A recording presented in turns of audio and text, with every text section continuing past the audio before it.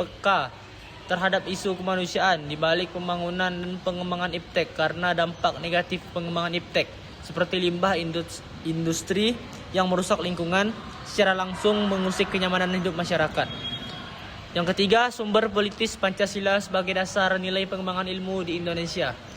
Berasal dari dokumen negara seperti Undang-Undang Dasar 1945 dan pidato para pemimpin bangsa yang menekankan pentingnya mencerdaskan kehidupan bangsa dalam kerangka nilai Pancasila.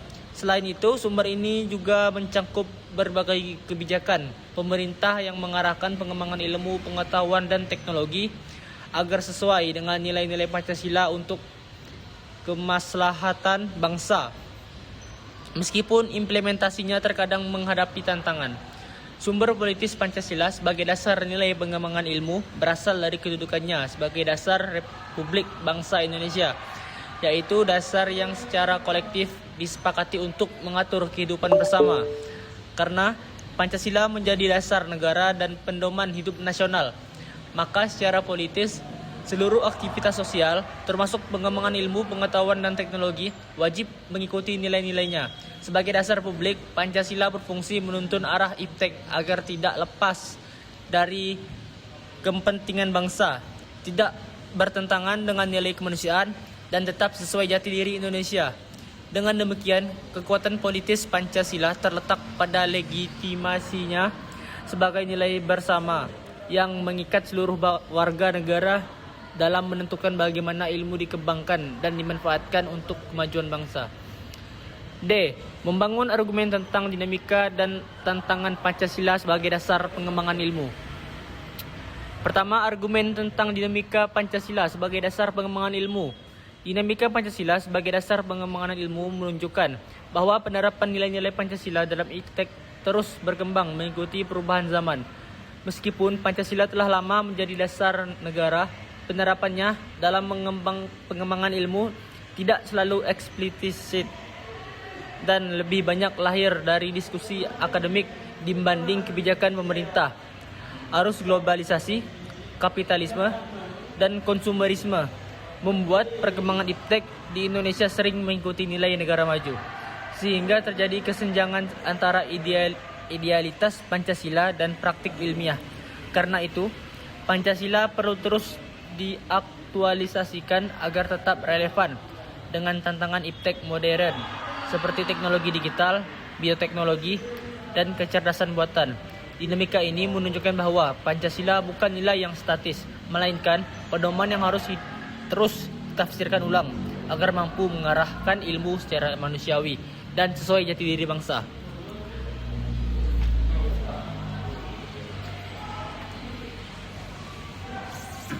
Argumen tentang Pancasila sebagai dasar pengembangan ilmu. Ada beberapa bentuk tantangan terhadap Pancasila sebagai dasar pengembangan iptek di Indonesia. Yang A. Kapitalisme yang sebagai menguasai perekonomian dunia, termasuk Indonesia. Akibatnya, ruang bagi penerapan nilai-nilai Pancasila sebagai dasar pengembangan ilmu menjadi terbatas.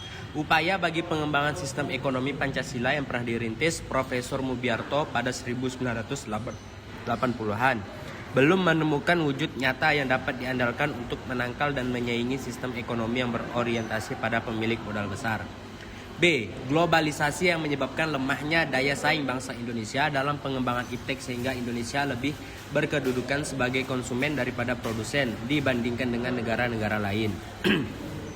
C. Konsumerisme menyebabkan negara Indonesia menjadi pasar bagi produk teknologi negara lain yang lebih maju ipteknya. Pancasila sebagai pengembangan ilmu baru pada taraf wacana yang belum berada pada tingkat aplikasi kebijakan negara. D. Pragmatisme yang berorientasi pada 3 ciri, yaitu workability, keberhasilan, satisfaction, kepuasan, dan result, hasil, mewarnai perilaku kehidupan sebagian besar masyarakat Indonesia. E. Mendeskripsikan esensi dan urgensi Pancasila sebagai dasar nilai pengembangan ilmu untuk masa depan. Poin pertama yaitu esensi Pancasila sebagai dasar nilai pengembangan ilmu. Hakikat Pancasila sebagai dasar nilai pengembangan iptek dikemukakan oleh Profesor Wahyudi Setiawan dalam simposium dan sarasehan Pancasila sebagai paradigma ilmu pengetahuan dan pembangunan bangsa sebagai berikut. Sila pertama yaitu ketuhanan yang Maha Esa memberikan kesadaran bahwa manusia hidup di dunia ibarat sedang menempuh ujian dan hasil ujian akan menentukan kehidupannya yang abadi di akhirat nanti. Salah satu ujiannya adalah manusia diperintahkan melakukan perbuatan untuk kebaikan, bukan untuk membuat kerusakan di bumi. Tuntunan sikap pada kode etik ilmiah dan keinsinyuran seperti menjunjung tinggi keselamatan, kesehatan, dan kesejahteraan masyarakat, berperilaku terhormat, bertanggung jawab, etis dan taat aturan untuk meningkatkan kehormatan, reputasi, dan kemanfaatan profesional dan lain-lain adalah suatu manifestasi perbuatan untuk kebaikan tersebut. Ilmuwan yang mengamalkan kompetensi teknik yang dimiliki dengan baik sesuai dengan tuntunan sikap tersebut berarti menyukuri anugerah Tuhan.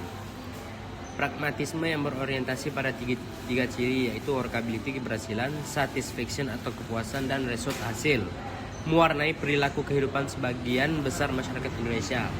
Sila kedua, kemanusiaan yang adil dan beradab memberikan arahan baik bersifat universal maupun khas terhadap ilmuwan dan ahli teknik di Indonesia. Asas kemanusiaan atau humanisme menghendaki agar perlakuan terhadap manusia harus sesuai dengan kodratnya sebagai manusia, yaitu memiliki keinginan seperti kecukupan materi, bersosialisasi, eksistensinya dihargai, mengeluarkan pendapat, berperan nyata dalam lingkungannya, bekerja sesuai kemampuannya yang tertinggi.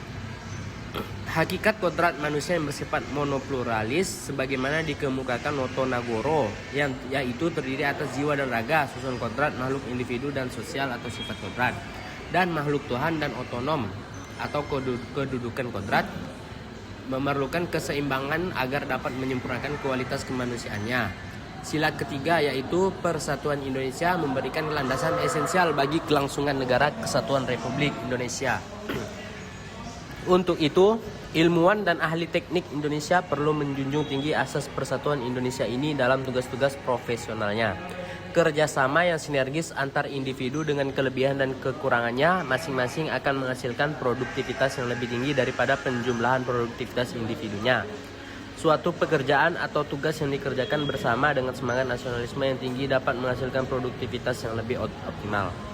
Sila keempat yaitu kerakyatan yang dipimpin oleh hikmat kebijaksanaan dalam permusyawaratan perwakilan, memberikan arahan asa kerakyatan yang mengandung arti bahwa pembentukan negara Kesatuan Republik Indonesia ini adalah oleh untuk semua rakyat Indonesia. Setiap warga negara mempunyai hak dan kewajiban yang sama terhadap negara. Demikian pula halnya dengan ilmuwan dan ahli teknik wajib memberikan kontribusi sebesar-besarnya sesuai kemampuan untuk kemajuan negara. Sila keempat ini juga memberi arahan dalam manajemen keputusan, baik pada tingkat nasional, regional, maupun lingkup yang lebih sempit. Manajemen keputusan yang dilandasi semangat musyawarah akan mendatangkan hasil yang lebih baik karena dapat melibatkan semua pihak dengan penuh kerelaan. Sila kelima yaitu keadilan sosial bagi seluruh rakyat Indonesia, memberikan arahan agar selalu diusahakan untuk tidak terjadinya jurang atau gap. Kesejahteraan di antara bangsa Indonesia, ilmuwan dan ahli teknik yang mengelola industri perlu selalu mengembangkan sistem yang memajukan perusahaan, sekaligus menjamin kesejahteraan karyawan. Selama ini, pengelolaan industri lebih berorientasi pada pertumbuhan ekonomi, dalam arti keuntungan perusahaan sehingga cenderung mengabaikan kesejahteraan karyawan dan kelestarian lingkungan. Situasi timpang ini disebabkan oleh pola kerja yang hanya mementingkan kemajuan perusahaan. Pada akhirnya, pola tersebut dapat menjadi pemicu aksi protes yang justru merugikan pihak perusahaan itu sendiri. Poin 2 yaitu urgensi Pancasila sebagai dasar nilai pengembangan ilmu. Pentingnya Pancasila sebagai dasar nilai pengembangan ilmu meliputi hal-hal sebagai berikut. Yang pertama yaitu perkembangan ilmu dan teknologi di Indonesia dewasa ini tidak berakar pada nilai-nilai budaya bangsa Indonesia sendiri, sehingga ilmu pengetahuan yang dikembangkan di Indonesia sepenuhnya berorientasi pada barat atau western oriented. Kedua, perkembangan ilmu pengetahuan di Indonesia lebih berorientasi pada kebutuhan pasar, sehingga prodi-prodi yang laku keras di perguruan tinggi Indonesia adalah prodi-prodi yang terserap oleh pasar atau dunia industri. Yang terakhir yaitu pengembangan ilmu pengetahuan dan teknologi di Indonesia belum melibatkan masyarakat luas sehingga hanya menyejahterakan kelompok elit yang mengembangkan ilmu scientist oriented. Baiklah, itu sekian dari kelompok kami membahas tentang Pancasila sebagai dasar nilai pengembangan ilmu. Baiklah, saya tutup. Sekian dari saya. Terima kasih. Wassalamualaikum warahmatullahi wabarakatuh. Waalaikumsalam warahmatullahi wabarakatuh.